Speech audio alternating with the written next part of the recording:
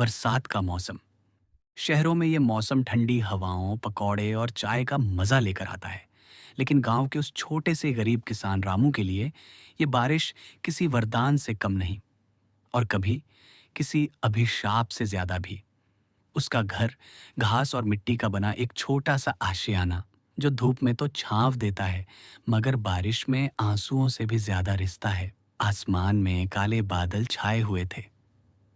बच्चों ने खुश होकर तालियां बजाईं, मगर रामू का चेहरा बुझा बुझा था।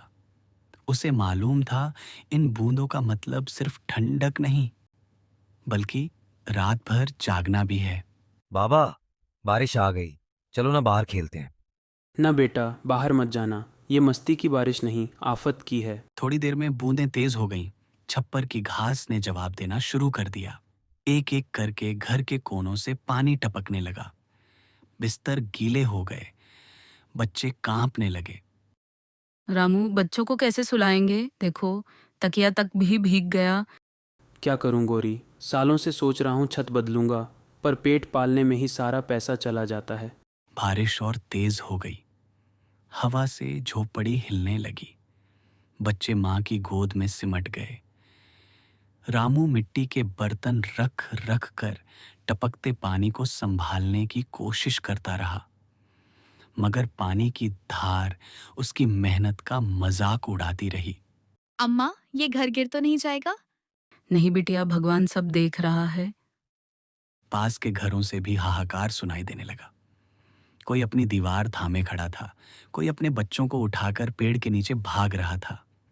बरसात ने पूरे गांव को संकट में डाल दिया था। रामू, अगर छत टूट जाए तो हमारे यहां आ जाना, सब मिलकर निकाल लेंगे रात। धन्यवाद भाई, पर देखते हैं ये छप्पर अभी कितना साथ देता है। इसी अंधेरे में एक रोशनी आई। गांव के मास्टर जी अपने पुराने तिरपाल के साथ रामू के घर पहुंचे। रामू, ले बेटा, ये प्लास्टिक का तिरपाल रख, छत पर बांध दे, बच्चों को भीगने से बचा ले। रामू के हाथ कांप रहे थे, मगर उम्मीद का सहारा पाकर उसने तिरपाल छत पर कस दिया। अब बारिश अंदर तो घुस रही थी, लेकिन बच्चों के सिर पर ढाल भी थी।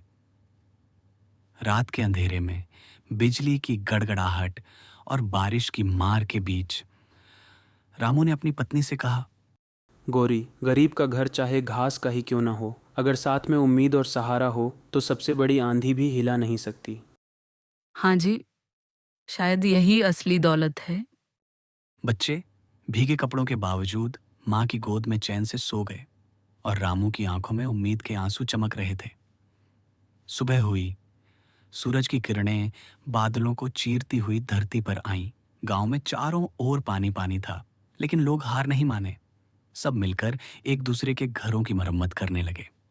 बारिश ने गांव के गरीब परिवारों की जिंदगी को झकझोर कर रख दिया था, पर केवल छत से रिसाव ही नहीं, कई दूसरी मुसीबतें उनके सामने खड़ी हो गईं। जैसे ही बारिश रुकती, घास फूस के घर के नीचे की मिट्टी की जमीन कीचड़ बन जाती।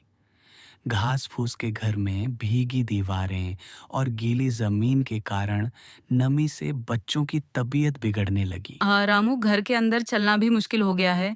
बच्चों के पांव कीचड़ में डूबते जा रहे हैं। ये तो और भी ज्यादा खतरा है गौरी, बच्चों को बाहर नहीं ले जा सकते, बाहर तो और कीचड़ है। माँ, मेरा गला बहुत दर्द कर रहा है। ओह मेरे भगवान, हमें कुछ दवा मिले बिना नहीं रहेगा। मैं कल गांव के स्वास्थ्य केंद्र जाकर डॉक्टर से मिलकर दवा लाऊंगा। गई थी। गांव में सभी के पास खाने की समस्या होने लगी।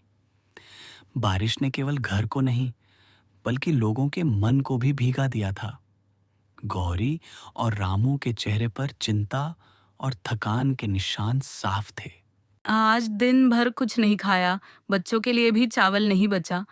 हम गांव वालों के साथ मिलकर कुछ राहत सामग्री के लिए प्रयास करेंगे, शायद कोई मदद मिल जाए। रामू, कभी कभी लगता है कि यह मुश्किलें कभी खत्म नहीं होंगी। गौरी, हम एक दूसरे का सहारा हैं, यही हमारे बच्चों के लिए सबसे बड़ा बल है। हमें उम्मीद नहीं छोड़नी चाहिए। बहुत से लोग मजबूरी में कर्ज लेने लगे। कुछ लोग छोटे छोटे काम करने के लिए मजबूर हो गए। घास फूस के घरों में चोरी और असुरक्षा का डर भी बढ़ने लगा था। गौरी, ध्यान रखना, रात को दरवाज़ा अच्छी तरह से बंद करना। बहुत से लोग भूख से परेशान होकर चोरी की ओर बढ़ रहे हैं। मैं बच्चों को पास रखूंगी। हम अपने घर को सुरक्षित बनाएंगे। कुछ एनजीओ और सरकारी अधिकारी गांव पहुंचे। उन्होंने गीले कपड़े, खाने पीने की सामग्री और दवाइयां वितरण की। हम आपकी मदद करने आए हैं। धीरे धीरे सब ठीक हो जाएंगे। बिल्कुल भी मत घबराएं। हम गांव के लिए खाना, दवा, पानी और सब जरूरत की चीज लाए हैं। बहुत बहुत धन्यवाद। भगवान आप सभी को सुखी रखे। देखो बेटा, बारिश हमें गिराती है पर साथ ही सिखाती भी है कि अगर सब मिलकर जिएं तो कोई आंधी हमें गिरा नहीं सकती। गरीब का घास घर बारिश में हिल तो सकता है, टूट भी सकता है, लेकिन उसमें अगर प्यार, सहारा और उम्मीद हो तो कोई तूफान उसे कभी उजाड़ नहीं सकता। और यही है जिंदगी का सबसे बड़ा सच।